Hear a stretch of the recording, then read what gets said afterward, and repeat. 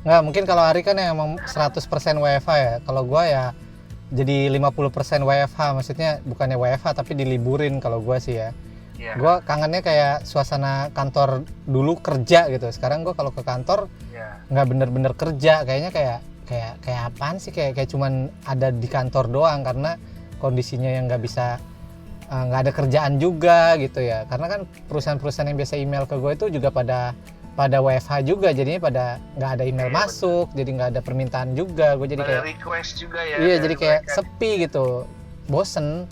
8 jam kerja itu jadinya kayak lama banget. Lama ya, terasa Lama, lama ya. lama. Berarti kalau kita ada kerjaan kan, waktu cepet tuh, udah sore gitu kan, udah mau habis ya gitu kan. Kalau nggak ada kerjaan malah bingung gitu kan. Apalagi kita harus standby gitu kan, kita harus ini malah kita mau ngapain terus. Kalau gue ya itu mall kangen banget sih, gimana sekarang keluar ke Alfamart Indomaret aja tuh aku udah happy banget. Aku Bener.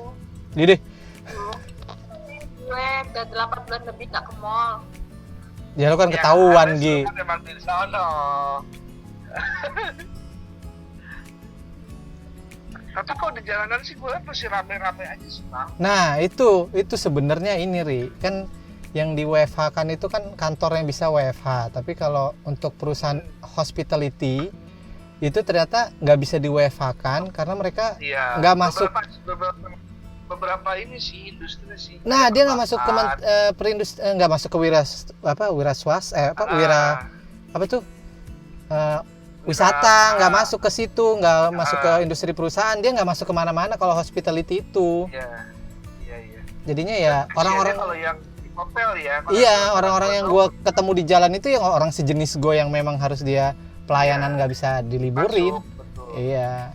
So malah mungkin lumayan orang pada beralih ke situ kali ya, karena kan bosan di rumah juga gitu kan, buat kalangan middle up gitu kan, mereka bosan di rumah, mereka open room gitu kan di sana gitu kan, jadi tetap ada guest gitu kan istilahnya. Iya, istilahnya gitu. Asal ditempatin, asal diinepin aja. Diinepin gitu loh. Bahkan ada beberapa hotel yang ngasih kayak karantina, penawaran paket karantina. Iya. Iya, DW udah di-cut semua pasti. Cut itu dia nggak ada kepastian, dia nggak ada asuransi, dia nggak ada gaji, THR apalagi gitu. Nah, siannya. Di Imajennya gimana Gi? Tingkat PHK-nya tinggi juga nggak? Gimana ini? Sana tuh gimana? Biasanya itu ada kayak semester ini gue padat banget. Karena kan gue berencana untuk bulan Juni itu latar. Jadi nggak latar ya? Juni itu latar, tapi ternyata kan ternyata dibatalin semuanya. Oh, dibatalin sampai kapan? Wah. Di Makassar, dan gue dapet di Makassar, dan Makassar itu udah PSBB bulan ini. Oh, Makassar baru PSBB. Nah, ada ratusan orang yang positif kan. Oh, Makassar banyak ya? Makassar banyak, Makassar tuh kayak kota besar kan. Oh. Udah Makassar kan, ini tuh. Iya, tapi maksud gue kira nggak tetap banyaknya kan Jakarta gitu ya, Bogor gitu kan. Maksud gue yang daerah-daerah satelit lah. Gue nggak tahu deh present update-nya kota selain Jakarta dan daerah satelit mana lagi yang paling banyak. Gue kurang update. Capek gue baca corona berita sumpah. Iya, memang. Iya nggak sih? Kadang gue jadi bingung kalau gue share di WhatsApp status tuh yang dari Kemenkes tuh update corona. Itu gue ada yang japri gue. Lu ngapain sih menyebarkan ketakutan? Loh, jadi sebenarnya gue menyebarkan informasi atau ketakutan gitu loh. Sampai ada yang japri gue lah beberapa orang gitu. Lu ngapain share? Sekali tuh pernah kayak begitu. Terus udahlah, gue udah kapal lagi udah. Sekarang gue terusin aja setiap jam 4 gue update. Nih lu makan nih. Ini informasi atau rasa takut terserah deh lu gimana cara. Gue info sih dari lu mal, status WhatsApp gue dapat info misalnya kayak 5 seminggu yang lalu misalnya aktifnya sehari 400, kadang 300 gitu kan. Karena kan maksud gue ada, tapi kadang naik, kadang turun, kadang naik, kadang turun gitu kan. Iya, jadi si WhatsApp itu kan 24 jam, jadi ada komparasinya gitu loh, kanan kirian. Ada masalah ya. cuman kadang kalau nge-share-nya yang agak yang hoax-hoax gitu, yang bikin stres gitu loh, Iya. udah problem banget itu. Gue ada satu tuh video, ya gue nggak berani share sih akhirnya karena sebagian besar bilang itu hoax yang tentang lendirnya COVID-19, tahu nggak sih? Pernah lihat nggak videonya? Yang mana? Belum tahu gue. Kenapa tuh? Jadi ada waktu itu gue dapet video itu korban COVID itu lagi pakai ventilator, terus dicabut ventilatornya, terus dikasih lihat betapa pekatnya itu si cairan COVID itu di paru-paru nyampe orang sesek napas tuh ya karena pekatnya kayak gini gitu. Tapi video itu ternyata setelah diusik, gue nggak tahu nih ya sebenarnya itu video medis yang bocor terus pengen di cover dengan cara ini atau emang ini video hoax, gue nggak taau. Ada yang bilang katanya kapan tahu gitu. Nah, ada yang bilang katanya itu kanker paru-paru bukan karena COVID.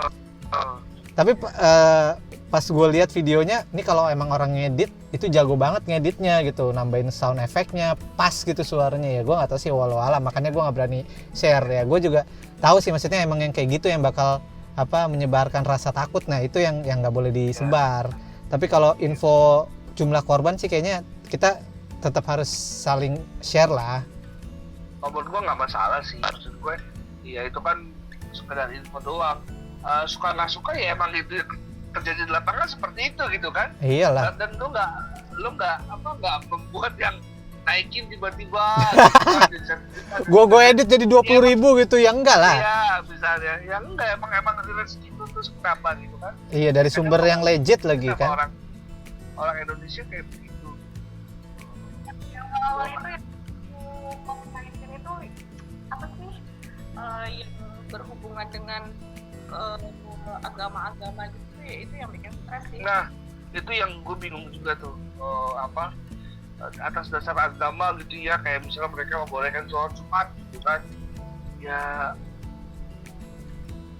Bagusnya sih sekarang ustadz udah bersatu ya, udah bersatu ya, dalam arti kayak udah memberikan satu suara lah gitu. Misalnya kayak dulu misalnya kayak Ustadz Somad gitu, itu kan lebih pro ke Prabowo gitu kan, atau lebih ke ini seakan-akan gitu ya, dia lebih pro pesantren anti pemerintah. Tapi ketika sekarang beberapa kali gue ikutin gitu ya, pendapatnya beliau tuh ya memang itu nggak bisa, bukannya atas dasar agama lu boleh sholat, enggak, itu harusnya lu dicegah dulu. Bahkan ditambah dengan informasi lainnya kayak Nabi Muhammad pernah berkata katanya kalau ada wabah. Kalau di dalam kita nggak boleh keluar, kalau di luar kita nggak boleh ke dalam. Tapi sekarang agak susah Ri, soalnya di Arab udah terbuka, mereka udah mulai membuka diri kan. Masih dalam negerinya Pak, masih dalam negerinya, belum buat umum. Iya.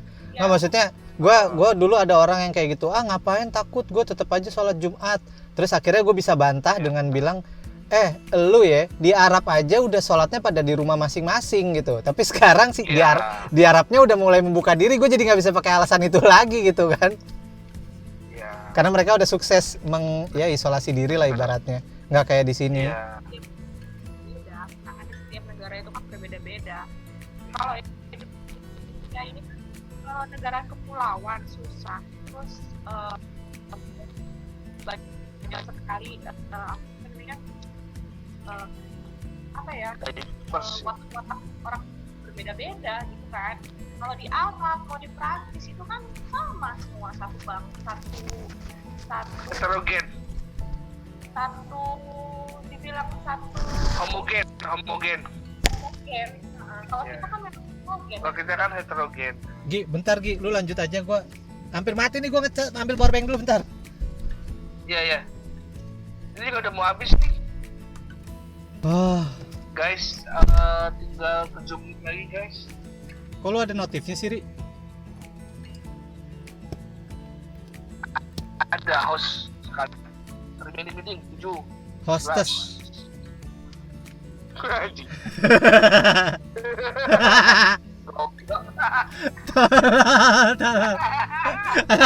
Goblok. Biasaan. Nah,